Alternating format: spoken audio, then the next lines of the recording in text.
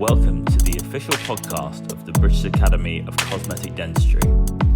Whether you're a seasoned dental professional, an eager student, or simply someone curious about the intricacies of cosmetic dentistry, you're in the right place. Here at the BACD, we bring together the brightest minds, groundbreaking research, and innovative practices from across the UK and beyond. In each episode, we aim to delve deep, offering insights, sharing stories, and demystifying the beautiful world of cosmetic dentistry. I'm Simon Chard, President of the BACD, and I'm thrilled to have you join us on this enlightening journey. Let's dive right in. Hi everybody, I'm Dr. Gina Vega, and today I'm super excited to be speaking to a very super interesting person and very inspiring, Ken Hughes. Hi Ken, welcome. Thank you very much, Gina. Well, we really wanted to have a good chat with you today because we're really looking forward to your presentation at the conference, at the BACD conference. You're going to be presenting on the 9th of November. The subject is from clinical to customer centricity. So we want to know all about it. But before we jump into the subject, I would really would like to know what inspired you, and what was your trajectory from graduating at the University College in Cork to where you are now. You want me to sum up 30 years Yes, in please. 5 minutes? Yes, please. Okay. I'm sure you can. Of course I can. So I'm a motivational speaker.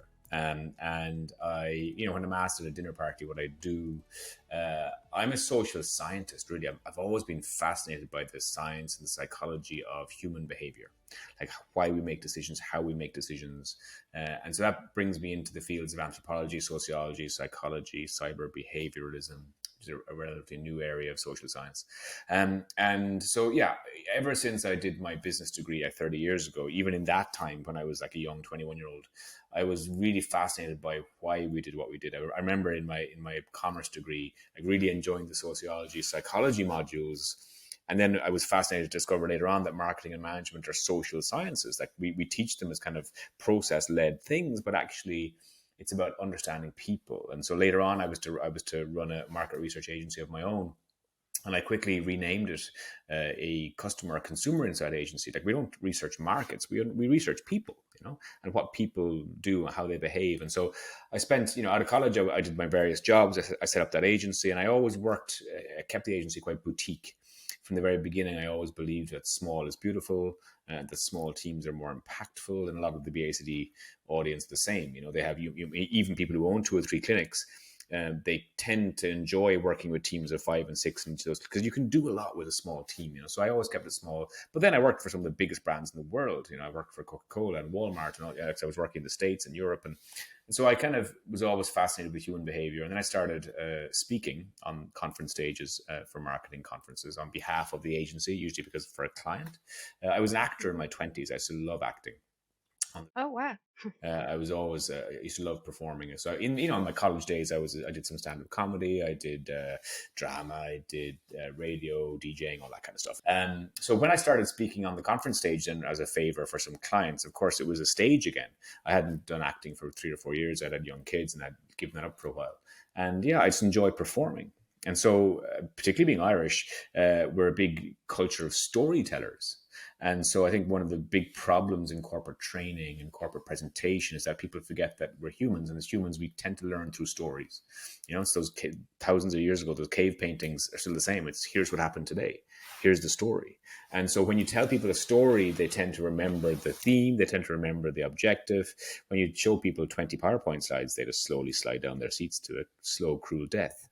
And so I started kind of looking at the business conference circuit, thinking, people need inspiration, motivation, but they don't need it in the traditional, let me stand up here and give you a speech way. And so, I started to design a product that was around inspiring, motivating attendees at events around my themes, which is customer understanding, the consumer understanding, modern economy, disruption, but doing it in a very playful, performative, acting way with lots of strong visuals and videos and stories. And so these days, for the session I'll be doing in November is 3 hours, but the people will leave it not only highly motivated, inspired around the content, but also kind of with a bit of a fuel and an energy beneath them. So today, yeah, what do I do for a living? I tell stories. That's it. Like I tell stories, which is a mad thing to say to someone. But it's stories with an objective to motivate. And so I don't say, I never call myself a corporate trainer, even though that's kind of what I do. I don't call myself just a motivational speaker, even though that is what I do. I'm just, fascinated by humans, our behavior. And ultimately, most of my work is helping brands and businesses understand their customer with the aim to helping them grow the business. I love the fact that you call yourself a strategist. So tell me a little bit about that. Yeah, I mean, strategy. It comes from the origin of that word is the art of war. Like strategy is around how do you win, and looking at what you have, where you are, what you need to do to win. And so my primary degree actually years ago was in strategic management. So it was about managing what you have in order to win the game. And nowadays, I would work both with corporates, with brands and businesses, but also with high performance executives, with athletes, with entertainers, with people who live and work in the public field, to do with life strategy, fame strategy, and also then for brands and business strategy. So it's about where you are. And what I'm really fascinated by, particularly with in medical, and I have when I do work with orthodontists and dentists, I always like to use with the a word. line. Yeah, I've done lots of work with lots of brands all over the world. Mm. And Align are a fantastic company. Everyone I meet who owns a clinic, whether you're a cosmetic surgeon, aesthetic surgeon, orthodontist, dentist, you tend to be what I call an accidental entrepreneur. So very few people I meet have had an MBA or have started on the business side. They usually start on the clinical side. And then they find themselves, 15, 10, 20 years later, running a really successful business, but they haven't actually ever taken the time to study business strategy, they've read some books, they do. Whereas their focus has to be always the clinical, like how can I get better clinically? How can I build my clinical team? How can I deliver clinical excellence? So that makes complete sense. But it's very difficult. And if I ever challenge them, like how many hours you spend a week growing your business, how many hours do you spend a week strategizing around what you need to do to grow the business? The answer is very few, because there's always something else more demanding in the business for your attention. There's always a new person to be trained in, HR issues, hygiene issues, logistics, building issues. There's so many other things. And as a business owner in dentistry, you wear so many hats, Like you have your clinician hat on, and you take that off, and then you've got your HR hat on. You take that off, and so how often does the strategic management hat go on? Well, not much is the answer. And so my work is about helping people step back. So that's what the session on the day will be about. 3 hours sounds like a lot of time. It's actually not. To step back from your business, look at where you are, look at where you'd like to be, and strategy is as simple as how do I get there? How do I get to where I want to be? And so we're going to do a blend. I'll do a little bit of personal development along the way as well, because what I find is that people who lead businesses don't really take care of themselves enough. They're in their leadership role of running the business. They're so like a little hamster on a wheel, running.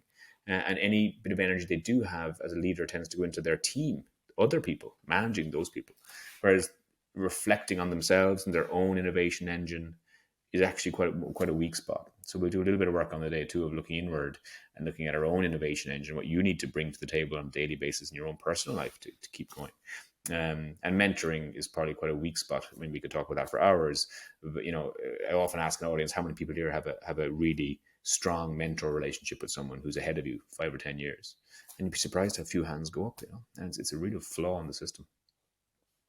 This mentoring thing is something that we do try to encourage the young dentists to do. We do have a young dentist committee at the BACD, and this is exactly what we want to do, to be able to mentor the younger generation, to follow our steps, and to try to avoid the mistakes that we have done in our way. And also that's a little bit like an infinity loop, because reverse mentoring actually, as the world starts changing so fast, I find that reverse mentoring has nearly more benefit. So there are currently members of yours who are, let's say, 50, 55, And the younger dentists who are 25, their ability to connect with their customer via social media and digital is way beyond where you should be. So you need what they have in terms of their understanding of modern marketing communications and skills. They have what they need, what you have in terms of experience and making all the mistakes that you've made. And so really it is an infinity loop. And Yes, a loop. either of those parties who think that they have the answers are flawed. There's a wonderful quote: "If you think you're the smartest person in the room, it just means you're in the wrong room." Go find a room where you're not the smartest person. And learn something. Yeah, we So need to yeah, be challenged. absolutely, absolutely. And there is an ego, because as a podcast, we're not under time pressure. There's a thing I want to talk about in the medical field, particularly, because I work across all industries. And I do find people who work in medical can be quite ego led. And I think it comes from the very beginning in university, the way there's limited places to study these things. So you're kind of heroed as having got a place. And then you study so hard. It's ridiculous the amount of time that you have to study for this. And you come out and so you're lucky, you're one of the chosen few, and it's so expensive to set up the practice. And then there's a kind of a bullying thing in medicine too, where if you're lower down, the people above you, they know better. And particularly in the hospital system, really obvious in medical and hospital. And then so because the consultants have kind of bullied you for years, when you get to be a consultant, you feel, well, I'll do the same. And so there's this big ego. There's this ego thing in medicine where we kind of forget that we only exist because our customers have allowed us to have their money today or to have their business. And so there's this kind of arrogance that sometimes creeps in. And I see it in many fields, but very much in cosmetic surgery and orthodontics, where, you're lucky that I have a slot for you, kind of, and that's just around the wrong way. It's kind of no, like we're lucky and as To the have B2, that patience. yeah, and as the direct to consumer channels grow, as Smile Direct grow, and they become bigger, relevant brands, we have to look at what we offer. Is it fit for purpose for this new generation? Do they see the value in it? And we need to do a better job of explaining what we do versus what some male direct kind of straighteners do, And so, and that's our job. It's not and I find a lot of medical people quite defensive about those kind of brands, saying, "Yeah, Smile Direct, what's such rubbish?" Well, actually, no, they're doing a pretty good job on marketing. They're doing a pretty good job on peer-to-peer conversations.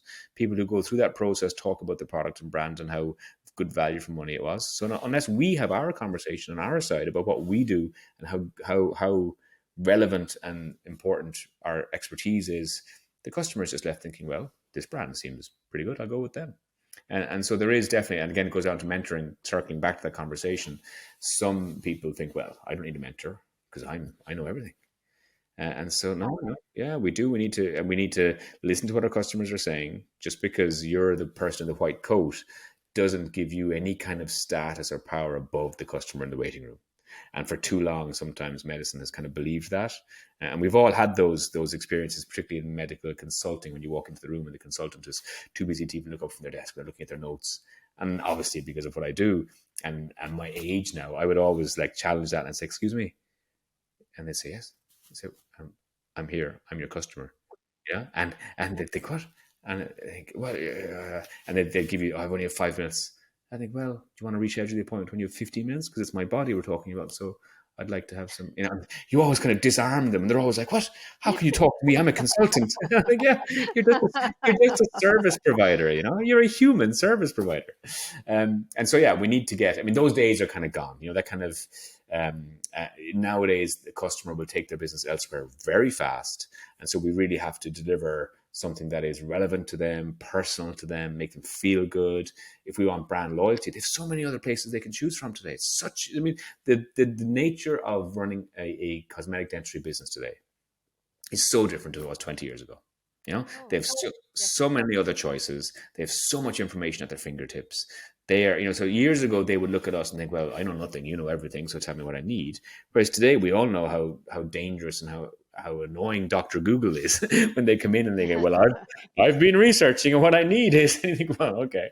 But yeah, the power balance is tipped back. And now we find ourselves in what I call a collaborative consumerism state. So we're no longer providing a service. We are basically collaborating with our customer for the smile and life they want. And we're a collaborative partner in that journey. And we should see that as, and that word partner is really important. We're not a service provider where, I'll do this, and then you're finished and see you. No, I want to be a partner in your life. So I want to be with you now, and I want to be with you in 4 years' time and 10 years' time. And as you go through various life stages, I want to go through them with you, and then you'll have children and you'll have friends. And so, customer lifetime value is a word that gets thrown around, but I'll challenge everyone on the day in terms of, well, how are we actually building that? How are we building a relationship with a client? And think about it, like if you have a relationship, think about the person you love, your husband, your wife, your lover. Maybe you have all those things. I don't know. I won't judge. The depth of relationship is so strong. When something goes wrong, you have a fight. You don't pack your bags and leave the next morning, do you? Because, you have a depth of relationship, so you can get over that. And with business, it's the same. Unless we invest in the depth of relationship, when something goes wrong or where the competitor has a cheaper product or a more convenient location, they'll just leave us unless we've invested in a depth of relationship. And we want to get to the point where when they get like, oh, Gina, well, that person's cheaper or that person's closer or that person can see me sooner, but I couldn't leave Gina, because you've done something over the time that gives them some kind of emotive link to you. And this is the biggest difference between brand loyalty and transactional loyalty. And most businesses mix these up. They think, well, they keep coming back to me. I see them every month or every year in my calendar. That must mean they're loyal to my business. Not necessarily. They're just transactionally loyal to you, but they're only emotively loyal to you if you've built some kind of connection. And so we need to start looking at how we're treating our customers, how we are. So I'll give you a really simple example outside your industry. The most profitable product for a bank is a mortgage, because over the time of the 20, 30 years, you're going to pay back so much money in interest. So the bank makes so much money out of your mortgage. A lot of the other products they offer you over time are just designed to kind of keep you in the relationship. But yet, even though they make all this money, they communicate with you once a year. They send you a statement as to how much money you've given them back. At the end of the mortgage, they just send you a letter saying, that's it, you're finished. No bottle of champagne, no thank you, no, and so it's so easy for them to say like halfway through a mortgage or a quarter way through the mortgage, send you a little gift box of chocolates would cost them €5, and to say, Gina, you're 25% through your mortgage. We're so lucky to have you as a customer. Thank you so much. So it's those moments you want to create along the customer journey that think, well, how can we show the customer that we really appreciate their business, that we don't take them for granted, and that we see them. And Brené Brown, I think anyone who works in any kind of business needs to study up a little bit on relationship theory and understand the nature of relationships. And Brené Brown is a relationship guru. She has a wonderful Netflix documentary called The Call to Courage. So I'd ask any listener to have a look at that on Netflix. It's really good, even for your personal life and relationships. It's really good. But she defines connection as the energy that exists between people when they feel seen, heard, and valued. So in your personal and private relationships, you wouldn't really stay with a partner unless you feel seen, heard, and valued. And the moment you don't feel valued, that's when the fraying ends start, Same in a business relationship. How do we make our customers feel seen, heard, and valued? And that kind of like, oh, well, no, I know better than you. So my daughter had her hair done. She's 15, 16 on Friday. It's Friday. And her hair is, typical. It comes out of the hairdresser's highlights, not exactly the way she wants them, and it's that kind of few days of like, oh, it didn't turn out the way I wanted. And I said to her, just go back into the hairdressers and tell them what you did want. And, I can't do that because, they've done this to me now and I can't go back. And that's a typical reaction, actually, of most people, I think, when that moment in the hair salon. Are you happy? And you go, yeah. And you're looking at the back of your hair going, no. And so, yeah. And she's going to go back in tomorrow. And I'll go with her, just give her a little bit of support. But she's scared because she thinks that, and this is again the ego thing, that the hairdressers kind of will brush her off. Whereas what we need to understand is that, well, if I'm the consumer, it's my hair, it's my journey, and I want this right. And really, what's interesting about most businesses, if a customer represents and they're not happy, we see them as an issue, a problem. And go, that's what's going on, as opposed to seeing them as an opportunity. Seeing them as, oh, wow, someone's come back and they're not happy. That's our ability now to make a real difference. Because what we do in crisis, what we do in failure, what we do in moments where the customers are unhappy actually define our brand and allows them then to have a story to tell, and to say, oh, wow, look, you fixed this. That's amazing. I was dealing with a company called ball.com. They're like the Dutch Amazon. They're an online retailer. And they have a huge thing around customer experience and around correcting failure. And once a father or bought a trampoline for his daughter's birthday, her 9th or 10th birthday, the trampoline didn't arrive on time for her party, and it's not their fault, it's a logistics issue, but they heard about it and he complained. And so they thought, well, what can we do? And they called him up and they asked him to take his kids away for a day out of the house. And they came and they built an entire trampoline park in his garden, a huge inflatable trampoline park, massive thing. Now, obviously, it's a marketing viral and all that kind of stuff. You can see it on YouTube. And then there's a big moment of reveal and a display. And the point is, we failed you. So let us make that up to you. And let us do it in a way that's like way beyond your expectation. And what happens then is that the customer becomes your biggest marketing asset. Because the moment the customer starts talking about your business with their friends, with their peer group in a positive way, then you don't have to actually market your business anymore because they're going to do it for you. They've become a tribal brand fan. And the question every business owner has to have is, well, what did you do today then to make people tell your story? Like at the end of every journey, and we say the before and after pictures or whatever, but like at the end of every journey, what have we done to help the customer share their story on their socials, share and even their journey as they go with us? It might be a 3-month journey, a 6-month journey, a 9-month journey. Like, we want to be their partner on that journey, but we also want them to talk about us afterwards. And so we have to become a friend, a colleague, a friend, and to do that, you have to actually walk around your business physically, look at the assets and think, well, what can we do here? I mean, I'm always fundamentally so disappointed by waiting rooms. My God, it's like a time warp to the 1980s, and it's still the same. I mean, the magazines might be gone, but it's still kind of the same thing. You sit in a chair there and so we have to work out, like, how can we physically change the nature of the relationship? And then digitally, how can we up our game there where, again, they're tagging us in stuff on their own socials because they feel like we're one of their friends, and some, again, I meet some people, orthodontists and dentists, who are really good at the social media game, but they tend to be the exceptions. Most people are kind of like, again, it's another hat to wear, isn't it? Like and people often ask me at the end of these sessions, God, like, how can I be a marketing director, a social media director, all these things? And the answer is, you're not supposed to be. You're supposed to outsource these things, You're supposed to have Delegate. Absolutely. Maybe there's someone in your team that's good at it, but even not, there's hundreds and thousands of freelancers out there that will take your social media business and they will be your social media voice every day, all day, for a very small fee. Similarly, for marketing strategy, similarly, all these things. You're not expected. You wouldn't expect your neighbor who works in IT to come in and do your teeth, would you? Please don't. Yeah. So, like, why do you, as the owner of the business, expect yourself to do? And maybe, like, you probably don't do your own accounting. You outsource that to an accountant. You don't do your own legal professional services. You outsource that to a lawyer. And so it's the same thing for marketing strategy. I think because we have our own social media accounts, we think, oh, I can do that myself. And there is a little bit of nice personality, but most famous people, for instance, don't run their own social media accounts. You think they do, but they don't. It's very cleverly done by somebody else, right? That's it. That makes it very personal. It is. And that's a really good point there, personal. I mean, so you really have to, everything you do has to feel like they're the only customer, that they're the only one that exists in the world, And I mean, a really good example right now, and I'll use it on the day, is Taylor Swift. I'm a huge Swiftie. I've been sucked in. I've read that about you, actually. You have. But I use her a lot because I think she's a really good example. Let's look at the moment. So Beyonce, Rihanna, Lady Gaga, Pink, they're all big, huge female superstars, but they're nowhere near Taylor Swift. Taylor Swift has just come off, she's midway through her Eras tour now.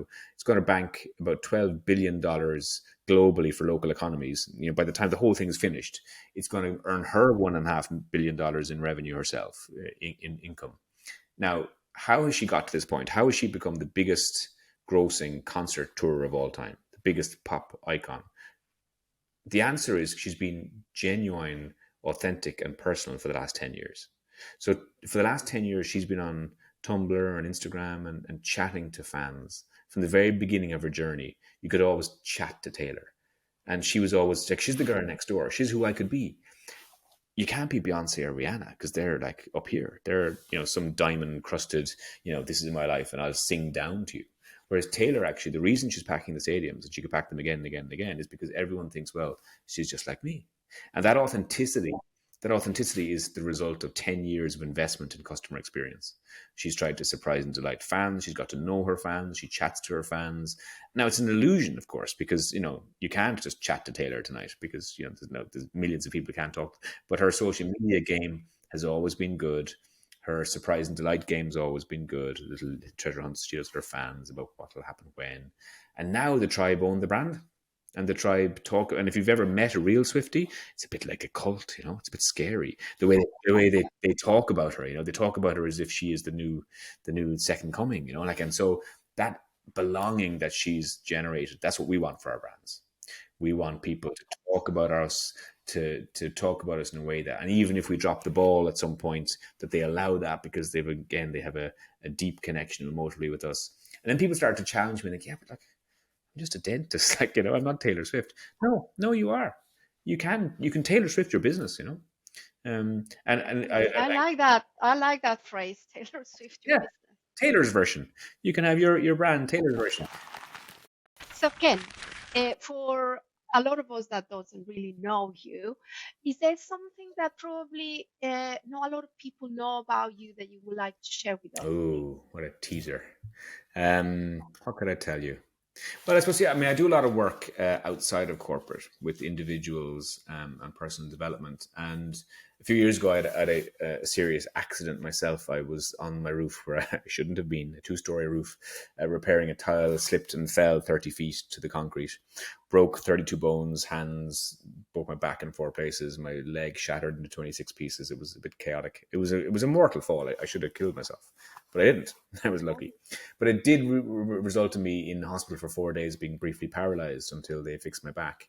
And from a perspective shifting, it was amazing. And then I spent 18 months in physio and recovery. I had to learn how to do everything, how to sit again, how to stand it, how to walk. And it was a slow recovery. And thankfully, I'm great now. I can't run, but listen, I'm in my late 40s. I shouldn't run. My knees are bad. But, so that journey was really interesting for me because I help a lot of people in their own lives deal with issues that come their way in crisis. And the psychology of that's fascinating. But until you've kind of gone through it yourself, it's difficult to empathize, And so having gone through that perspective shift and realizing how fragile life is, but also what the kind of strength you need to have mentally in times of crisis is really interesting. And so now I do a lot of work with individuals. And I do feel that people who run their own businesses are never really appreciated for that, and so anyone who's at this session, they run their own business, there's huge pressure on you. And people who don't run their own business never really understand all the subconscious pressures that you carry. People think, oh, it's probably hard financially because they're always worried about the business. But no, it's way beyond that, because you're worried about your staff, your HR issues, you're worried about your building, you're worried about insurances, you're worried about your patients, you're worried about your family, are you spending enough time with them, and you're pulled in all these directions, and no one really looks after you. So I do think that we could spend, and I could do another whole 3 or 4 hour session with you. Maybe I'll come back some other time for that. On how do you motivate yourself through times of crisis? How do you deal with things? And COVID was a great example of that. When we all shut for so many months, there was 2 types of people who kind of did nothing, and people who used that time, rolled up their sleeves, and did loads of strategy work on the business they'd never had time for before. And so there's 10 qualities that makes people who survive things they shouldn't survive. There's loads of books on people who have ended up in situations that they should have been killed, but yet they survived. And the psychology of those situations is really interesting. And if you study all those situations, there floats to the surface 10 personality attributes that those people all share. And studying those, understanding those, and trying to mimic them in your own self, then is how you make yourself ready for that disruption, because you never know what that disruption is going to be, of course. And so, I've been through that journey and come out the other side of it. And now my work with people who are high performance athletes, and everyone carries this. The point here is really important. Everyone, no matter who they are, carries their own load. And so we spoke about Taylor Swift earlier on. Even her, someone who's going through the peak of her career right now. I can guarantee you at the end of those LA concerts, when she finished her US leg, we all think she comes off stage and bounces off her. She closes her door behind her and is quite lonely and is exhausted after underperformance and is angry that she can't go out anywhere without 5,000 people following her. And she's, in her relationship, she's angry that she can't meet just regular people and date like regular people and meet someone who she can love without it being in the glare of everyone. And, so everyone carries their own thing. as do we as business owners. And so it's a case of how do we support yourself? How do you build your own mentor network, mental health network? Who's looking after you? Because if you expect to bring your business to the next level, you have to be the one performing fantastically every day. And you have to invest in that. You have to invest in your mental health, your physical health, and it has to be. Someone's got to be. You've got to be accountable for that. And so, unless you put procedures in place and people in place and team in place to help you do that, it's really hard. And so, reach out to people, reach out to other people to help you. And actually, sometimes if your business is doing well, you should have the money to be able to help you. Get a nutritionist in your life, get a physical trainer in your life, get a mental health mentor in your life, and go to seminars and challenge yourself. Because unless you're investing in self, how is the business going to run itself? So yeah, it's been amazing talking to you, Ken. Thank you so much for spending this time with us. I'm sure all our listeners are going to be really looking forward to your session. I think 3 hours is not enough I'll about come Ken back. Hughes. But maybe in the future, yes, that would be lovely to come back. There is lots of things that you can talk to us about. So we're really looking forward, and thank you so much. I'll see you in November. Bye, Gina.